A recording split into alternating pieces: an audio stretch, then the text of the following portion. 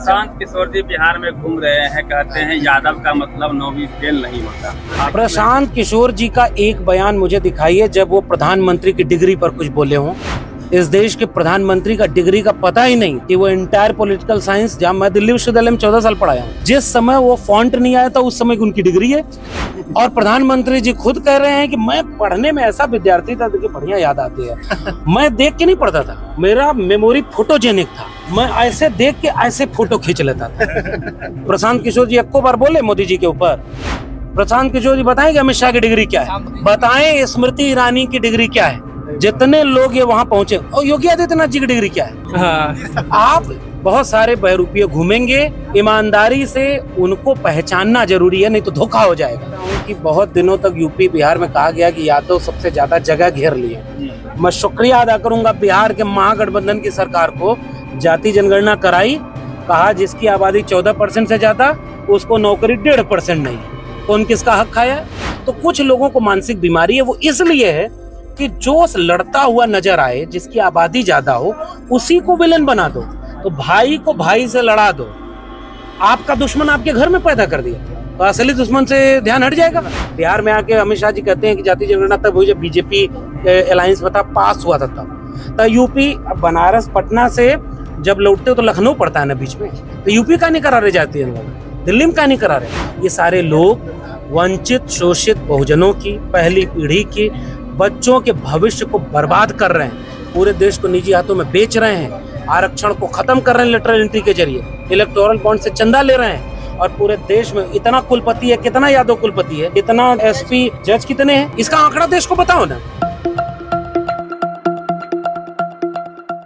प्रशांत किशोर जी बिहार में घूम रहे हैं, कहते हैं यादव का मतलब 9वीं फेल नहीं होता। आप भी यादव हैं, आप प्रोफेसर हैं, तो पूरे यादव को इस तरह से। प्रशांत किशोर जी का एक बयान मुझे दिखाइए जब वो प्रधानमंत्री की डिग्री पर कुछ बोले हों। इस देश के प्रधानमंत्री का डिग्री का पता ही नहीं कि वो इंटायर पॉलिटिकल साइंस, जहाँ मैं दिल्ली विश्वविद्यालय में 14 साल पढ़ाया हूँ, जिस समय वो फॉन्ट नहीं आया था उस समय की उनकी डिग्री है। और प्रधानमंत्री जी खुद कह रहे हैं कि मैं पढ़ने में ऐसा विद्यार्थी था, देखिए बढ़िया याद आती है। मैं देख के नहीं पढ़ता था, मेरा मेमोरी फोटोजेनिक था, मैं ऐसे देख के ऐसे फोटो खींच लेता था। प्रशांत किशोर जी एको बार बोले मोदी जी के ऊपर।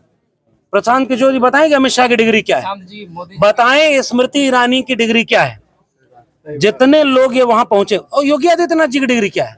हाँ। आप बहुत सारे बहरूपिये घूमेंगे, ईमानदारी से उनको पहचानना जरूरी है, नहीं तो धोखा हो जाएगा। धोखा खाने के लिए बहुजन समाज, ये तो बाबू जगदेव प्रसाद की जमीन है, बिहार सामाजिक न्याय की जमीन है। मुझे लग रहा है कि इस देश का समाज, बहुजन समाज अब इतना, एक जमाने में लोग मूर्ख समझते थे, अब मूर्ख नहीं है, मूर्ख बनाएगा। बीजेपी वाले भी कह रहे हैं सर, जो भी बिहार में घटनाएं हो रही है उसमें 90% यादव है, यादव को टारगेट किया जा रहा है कि यादव ही सबको तंग करता है, इस तरह से फैलाई जा रही है। अब ये एक मानसिक बीमारी है जिसका कोई आंकड़ा देते नहीं। मैं इसका एक अच्छा आंकड़ा देता हूं कि बहुत दिनों तक यूपी बिहार में कहा गया कि यादव सबसे ज्यादा जगह घेर लिए। मैं शुक्रिया अदा करूंगा बिहार के महागठबंधन की सरकार को, जाति जनगणना कराई, कहा जिसकी आबादी 14% से ज्यादा उसको नौकरी 1.5% नहीं है। कौन किसका हक खाया? तो कुछ लोगों को मानसिक बीमारी है, वो इसलिए है कि जो लड़ता हुआ नजर आए, जिसकी आबादी ज्यादा हो, उसी को विलन बना दो। तो भाई को भाई से लड़ा दो। आपका दुश्मन आपके घर में पैदा कर दिया, तो असली दुश्मन से ध्यान हट जाएगा। इसलिए इस साजिश को समझना होगा। देखिए हमारे घर में कोई झगड़ा होगा तो हम लोग आपस में बैठ कर सुलझा लेंगे।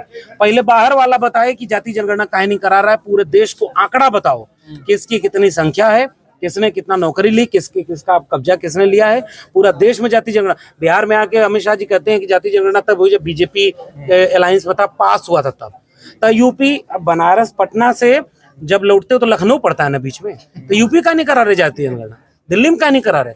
ये सारे लोग वंचित शोषित बहुजनों की, पहली पीढ़ी की, बच्चों के भविष्य को बर्बाद कर रहे हैं, पूरे देश को निजी हाथों में बेच रहे हैं, आरक्षण को खत्म कर रहे हैं लेटरल एंट्री के जरिए, इलेक्टोरल बॉन्ड से चंदा ले रहे हैं। और पूरे देश में इतना कुलपति है, कितना यादव कुलपति है, कितना डीएम कुलपति है, कितना जो है एसपी जज कितने हैं, इसका आंकड़ा देश को बताओ ना। अगर जिसका आबादी से ज्यादा होगा फिर उसको आरक्षण से बाहर कर देना। लेकिन पहले आबादी के से ज्यादा किसका है ये आंकड़ा तो पता चले।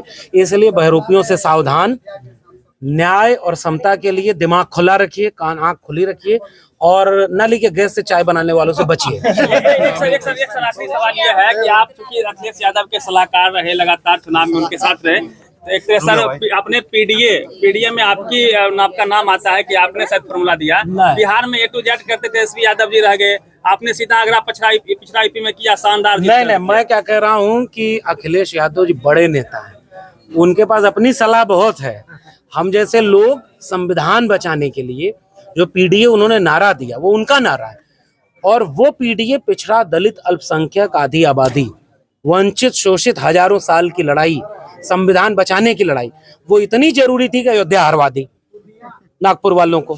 तो वो एक सूत्र है, वंचित शोषित लोग एकजुट हो जाएं, न्यूनतम संपत्ति पर एकता बनाएं, और अब पूरे देश में कम से कम जो मुट्ठी भर लोग हैं जो बांटना चाहते हैं, जो तोड़ना चाहते हैं लोगों को, उसको एकजुट करें। बिहार तो वैसे भी बहुत सामाजिक न्याय की जमीन रहा है, आंदोलन की जमीन रहा है, बस यहाँ पर बहुत जल्दी लोग पलट जाते हैं, इसलिए दिक्कत होती है। इसलिए दरवाजा अभी भी खुला हुआ है, इसलिए दरवाजा खुला है, और मैं उम्मीद करता हूं कि बिहार सामाजिक न्याय की जमीन है।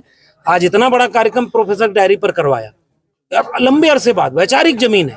मैं उम्मीद करता हूं कि यहाँ से एक रोशनी फिर से जलेगी और पूरे देश को अंधेरे दूर करने में मदद करेगी।